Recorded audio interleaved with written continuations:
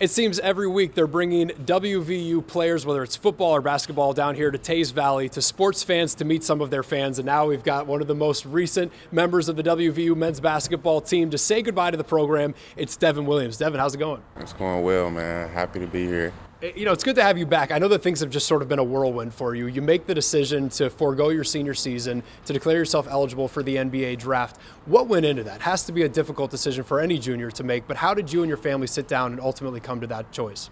You know, everybody, want to play in the NBA. And, it's just been always an aspiration, just playing in their dream. So, just having a chance to, play at Mount Verde Academy in Orlando with some of them, some of the guys that was recently drafted, and that's being drafted this year. Being at Cincinnati Withrow, it's just always been something I wanted to do. So, being able to play for Coach Huggs and being with Coach Eric Martin and Coach Harrison and just the whole coaching staff. I just feel like, I've learned a lot, and,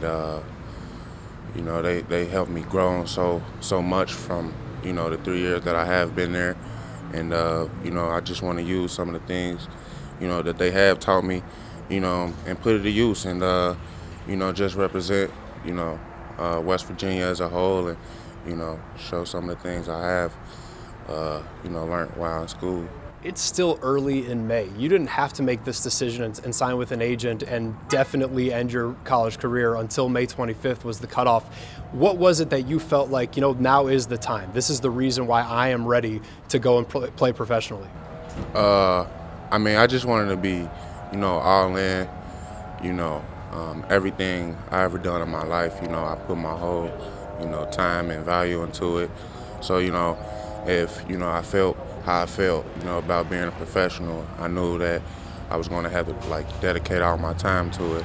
And, I sat down with my mom and, my grandma and some, my friends and other people and, just asked for an honest opinion. Grandma and my mom, they really thought about, me going back to school and finishing. But at the end of the day, they did support me. And, they just tell me if I'm going to do it, do it to the fullest. And, I'm just dedicating myself and, putting the time in.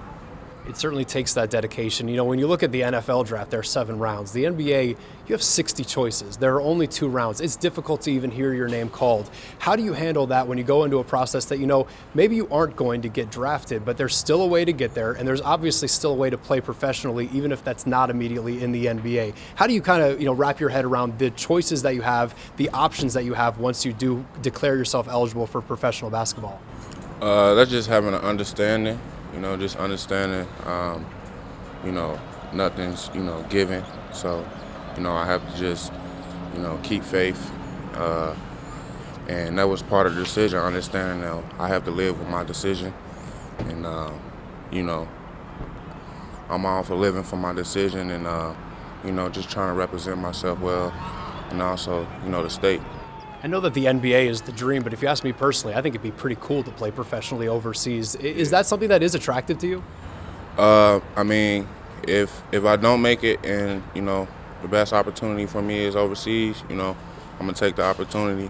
At the end of the day, I still just got love for the game. So, regardless where I play, if it's overseas or in the NBA, I love the game. So,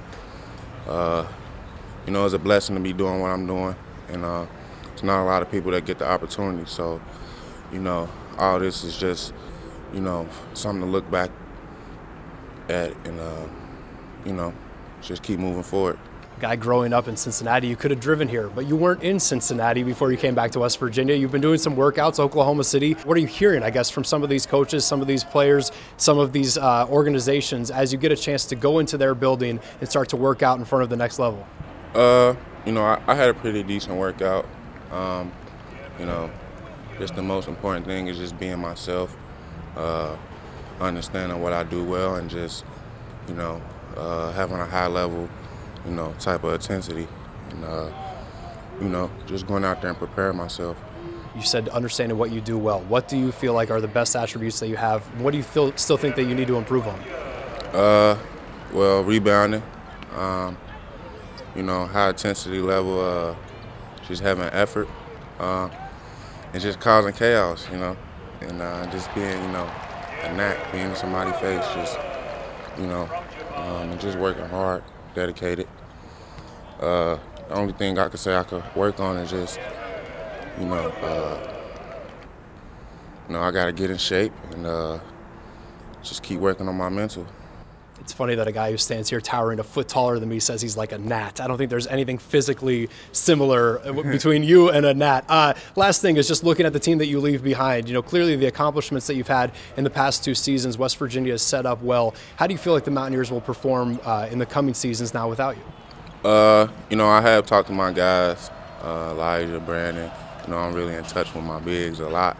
But, you know, just the whole team in general.